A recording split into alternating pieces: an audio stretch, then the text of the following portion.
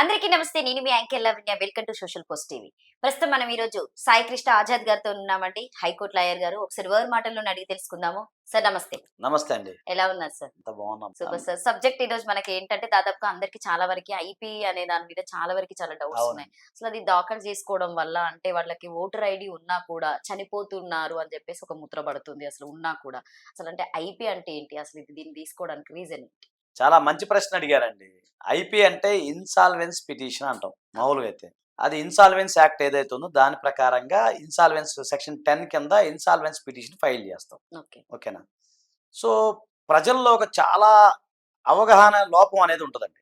అంటే అందరిని కాదు, కొంతమందిలో. ఉమ్. ఏంటంటే ఐపీ దాఖలు చేస్తే చనిపోయినట్టే. ఇక నువ్వు బతుకున్నా కూడా చనిపోయినట్టు లెక్కే. ఉమ్. అలాగే నీ ఓటర్ ఐడి కార్డు పోతుంది.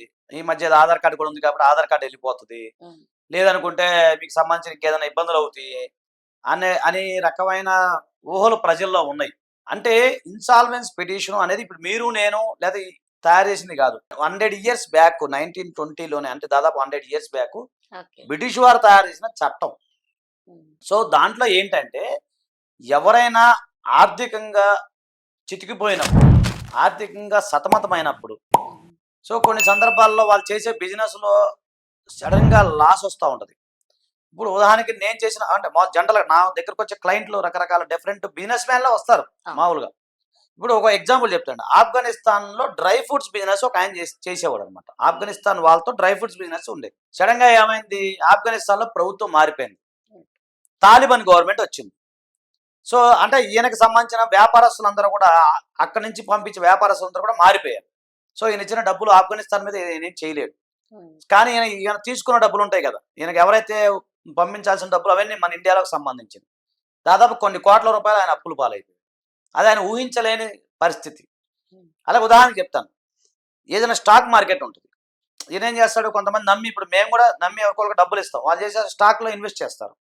సడన్గా ఆ స్టాక్ మార్కెట్ చెప్పలేం కదా, అది క్రాష్ అయిపోతుంది. క్రాష్ అయినప్పుడు సడన్గా ఆ డౌన్ అయిపోయి కొన్ని కోట్ల రూపాయలు లాస్ అయిన బోల్డ్ మంది ఉన్నారు.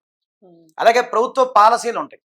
గవర్నమెంట్ కొన్ని సడన్ పాలసీలు తీసుకుంటూ ఉంటుంది. కొత్త గవర్నమెంట్ వచ్చినప్పుడు లేదా గవర్నమెంట్ పాలసీలు మారిపోతూ ఉంటాయి. మారిపోయినప్పుడు సడన్గా ఏమవుతుందంటే ఆటోమేటిక్గా కొన్ని ప్రాబ్లం అవుతుంది. ఇప్పుడు మీకు ఎగ్జాంపుల్ చెప్తాను. ఒక బెంగళూరు నుంచి ఒక క్లయింట్ ఫోన్ చేశారు. ఉమ్. ఆయన బెంగళూరులో పలాని ఏరియాలో పలాని కన్స్ట్రక్షన్ బిజినెస్ నడుస్తుంది, మంచిగా నడుస్తుంది. ఎప్పుడు వరకు 2 months బ్యాక్ వరకు మంచిగా కన్స్ట్రక్షన్ చేశాడు. దాదాపు 70-80 కోట్లు. అంటే ఇవన్నీ ఎందుకు ఎగ్జాంపుల్ చెప్తున్నా అంటే మనిషి జీవితం ఏ విధంగా ఉంటుందని చెప్తున్నాను. ఓకే. 70-80 కోట్లు ఇన్వెస్ట్ చేశాడు, మంచి టర్న్ ఓవర్ ఉంది. ఉమ్. సడన్ గా ఈరోజు బెంగళూరులో ఎవరు ఉండట్లేదు.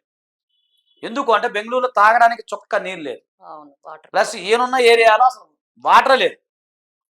సో చాలా మంది ఏంటి, అరే అక్కడ కొంటే వాటర్ లేదు, మనం కొంటే మళ్ళీ ఇబ్బంది పడతామని చెప్పి చాలా మంది వెనక్కి వెళ్ళిపోయారు. ఉమ్. సో ఆయన కట్టిన ఇల్లు అన్నీ అలాగే ఉండిపోయాయి.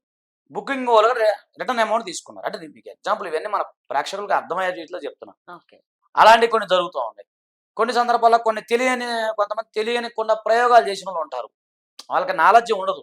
ఉమ్. నాలెడ్జ్ ఉండకుండా కొంతమంది ఎవరైతే ఎంప్లాయీస్ మీద ఆధారపడి చేసే కొన్ని బిజినెస్లు ఉంటాయి. ఉమ్. మనం ఎక్కడో ఉంటాం. కొన్ని సందర్భాల్లో ఇప్పుడు హోటల్ బిజినెస్ ఉంది. అంటే ఊరిని ఎగ్జాంపుల్ చెప్తున్నాను. ఉమ్. అక్కడ ఏంటంటే ఇతను మనం వెళ్ళి వంట చేయలేము, మనం వెళ్ళి క్యాషియర్గా కూర్చోలేము. ఎవరినో నమ్మి క్యాష్ కౌంటర్ అప్పచెప్తాం. అక్కడ ఎన్నో మతలబులు జరిగినాయి. అలా కూడా మోసపోయిన వాళ్ళు కొంతమంది ఉన్నారు. అంటే నేను ఏమన్నా అంటే ఇవన్నీ కూడా మనిషి జీవితంలో సహజంగా ఎదురయ్యే పరిస్థితులు.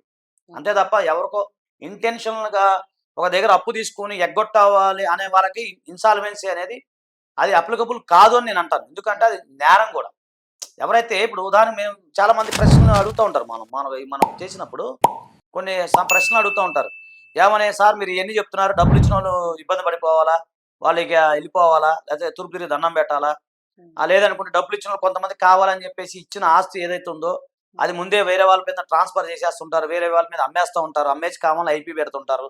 మరి అలాగా ఎందుకు చెప్తారు సార్ అని చాలా మంది అడుగుతారు. ఒక న్యాయవాదిగా నా ధర్మం ఏంటంటే అలా గనక ఎవరైనా ఐపీ పెడితే, ఇప్పుడు ఐపీ దాఖలు చేసే సమయానికి ఉదాహరణకి ఇది ఏప్రిల్కి వచ్చేసామండి చెప్తున్నాను. జనవరిలో ఒక వ్యక్తి ఐపీ దాఖలు చేయాలన్న ఉద్దేశంతోనే ఆయన యొక్క ప్రాపర్టీస్ మొత్తం డిస్పోజ్ చేసేసి, అంటే మామూలుగా డిస్పోజ్ చేసేసి వేరే వాళ్ళు అమ్మేసేసి నేను ఐపీ పెట్టాలనే ఉద్దేశంతో ఉన్నాడు అనుకోండి, అది కోర్టు గమనిస్తుంటది. కోర్టు ఒక రిసీవర్ని అపాయింట్ చేస్తుంది. ఎవరైతే రిసీవర్ ఉంటారో ఆయన ఇవన్నీ కూడా ఇన్వెస్టిగేషన్ చేస్తారు. కోర్టు వారు ఇవన్నీ ఎంక్వైరీ చేస్తారు. చేసినప్పుడు ఇతను ఇంటెన్షనల్గా ఐపీ దాఖలు చేశారని చెప్పి అర్థమైపోతుంది కదండి. కదా. తర్వాత అప్పుడు ఆ సందర్భంలో అతనికి మీద చీటింగ్ కేసు కూడా బుక్ అయ్యే అవకాశం ఉంటుంది. క్రిమినల్ కేసులు కూడా బుక్ అయ్యే అవకాశం ఉంది.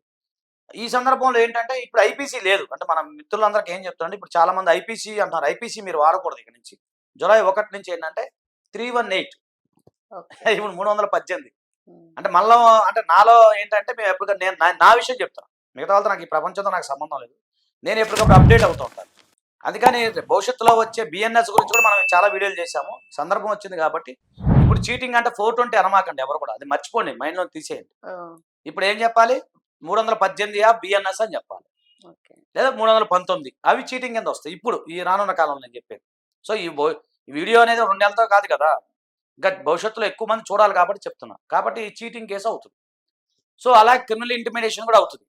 కాబట్టి అలాంటివి జరిగినప్పుడు ఇబ్బంది పడే అవకాశం ఉంటుంది. కాబట్టి అలాంటి వాళ్ళ గురించి ఐపీ అనేది ఎప్పుడు ఎక్కడా లేదు, చట్టంలో కూడా లేదు. అది వాలంటరీగా తనకు తానుగా ఏదైతే చేసిన బిజినెస్లో కానీ చేసిన కార్యక్రమాల్లో కానీ ఇంకే సందర్భంలో కానీ అతను నిజాయితీగా ఆనెస్ట్గా ఇన్సాల్వెన్స్ అయినప్పుడు కోర్టు వారు గమనించి అతనికి ఇన్సాల్వెన్స్ అయినట్టుగా భావిస్తారు. అయితే అంతవరకు బాగానే ఉంది. అతను ఇన్సాల్వెంట్గా ప్రకటించింది కోర్టు వారు. అప్పుడు ఏమవుతుంది అంటే ఆయన కొన్ని ప్రభుత్వానికి సంబంధించిన కొన్ని ఏవైతే కొన్ని ఉంటాయి, ఇప్పుడు నామినేటెడ్ పోస్టులు ఉంటాయండి, ఓకే. దాంట్లో దివాలా కోరుగా ప్రకటించరాదు అని చెప్పి ఒక ఆబ్లిగేషన్ ఉంటుంది. దానికి వీళ్ళు ఎన్నికయ్యే అవకాశాలు ఉండవు. అంటే అర్థమైందా మేడం? ఎలక్షన్లో కానీ ఇలాంటి వాటిలో ఎన్నికయ్యే అవకాశాలు ఉండవు తప్ప జనరల్గా ఆయన ఉండొచ్చు, తినొచ్చు, ఆయన పని నలుగురితో పాటు పని చేసుకోవచ్చు. ఓకే. ఒకవేళ ఇన్సాల్వెంట్గా ప్రకటించబడ్డారు, ఉదాహరణకు ఒక ఎక్స్ అనే వ్యక్తి కోర్టు వారు చెప్పారు, అరే నువ్వు గట్లేవరా, నువ్వు ఇన్సాల్వెంట్ అయిపోయావు అని చెప్పి అన్నారు. ఓకేనా? మళ్ళీ అతను సాల్వెంట్గా కూడా మారచ్చు. ఎలా అంటే ఇప్పుడు ఆయనకు అప్పులు అయిపోయినాయి, ఉదాహరణకు ₹1,00,000 అప్పులు అయిపోయినాయి. కోర్టు వారి దగ్గరికి వెళ్ళాడు, అయ్యా నేను కట్టలేను అన్నాడు. కోర్టు వారు సరే బాబు నువ్వు కట్టలేవు, నువ్వు ఇన్సాల్వెంట్గా ప్రకటించాను.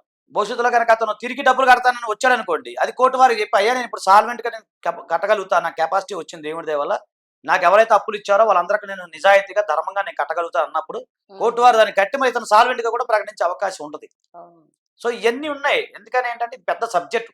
మనం అందుకని ప్రతిసారి ఎపిసోడ్గా చెప్పుకుంటూ వస్తున్నాం. దీంట్లో దాదాపు 20 years నుంచి ఎన్సీఎల్టీ కేసులు కానీ ఇన్సాల్వెన్స్ పిటిషన్ కానీ మనం ఫైల్ చేసి ఉన్నాం. మీకు తెలియదే ఉంది లావణ్య గారు, మన వ్యక్తులందరూ కూడా మనం ఫాలో అవుతూ ఉంటారు.